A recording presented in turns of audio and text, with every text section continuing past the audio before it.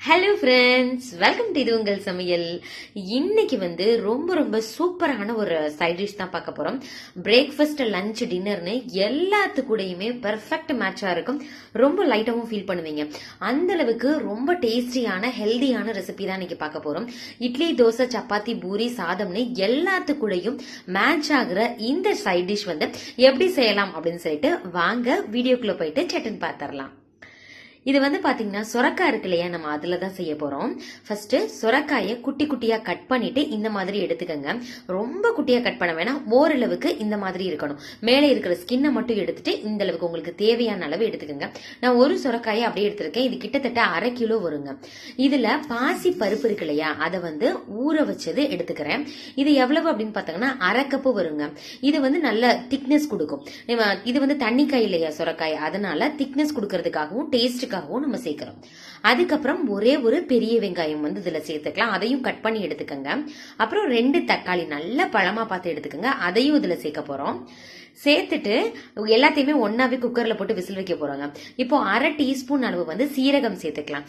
காரத்துக்கு மிளகாய் தூள் எல்லாமே இதுல சேர்க்க போறோம். இப்போ மஞ்சள் தூள் சேர்க்கிறேன். 1/4 டீஸ்பூன் மஞ்சள் தூள். உங்களுக்கு காரத்துக்கு தகுந்தாப்புல மிளகாய் தூள் நீங்க சேர்த்துக்கங்க. இது மல்லித்தூளுங்க. 1/2 டீஸ்பூன் மல்லித்தூளும் சேர்த்தாச்சு. காரத்துக்கு தகுந்தாப்புல மிளகாய் தூள் சேர்த்துக்கங்க.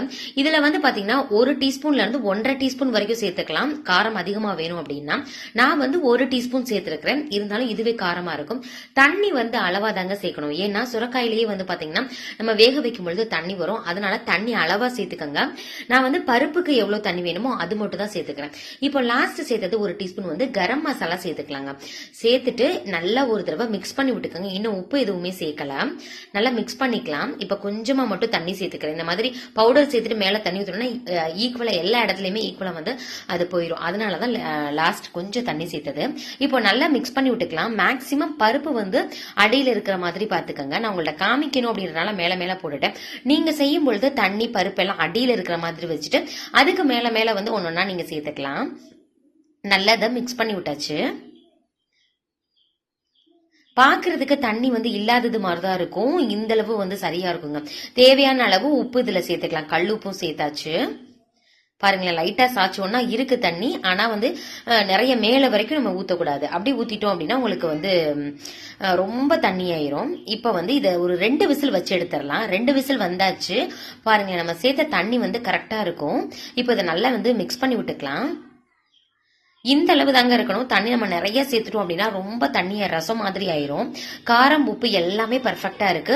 சப்போஸ் உங்களுக்கு இப்படி எடுத்ததுக்கு அப்புறம் காரம் பத்தல அப்படின்னா நீங்க தாளிக்கும் பொழுது ஒரு 2-3 வத்தல் சேர்த்து தாளிச்சிங்க அப்படின்னா பர்ஃபெக்டா இருக்குங்க. இது பாத்தீங்கன்னா தோசைக்கு, சப்பாத்திக்கு ரொம்ப ரொம்ப சூப்பரா இருக்கும். வெரைட்டி ரைஸ்க்கும் ரொம்ப நல்லா இருக்கும். வெறுமன சாம்பார் சாதம் வச்சு சைட் டிஷ் இன்னும் கொஞ்சம் தண்ணியை கம்மி பண்ணி திக்கா கூட நீங்க வச்சு சாப்பிடலாங்க. இதுக்கு இப்ப தாளிச்சாச்சு.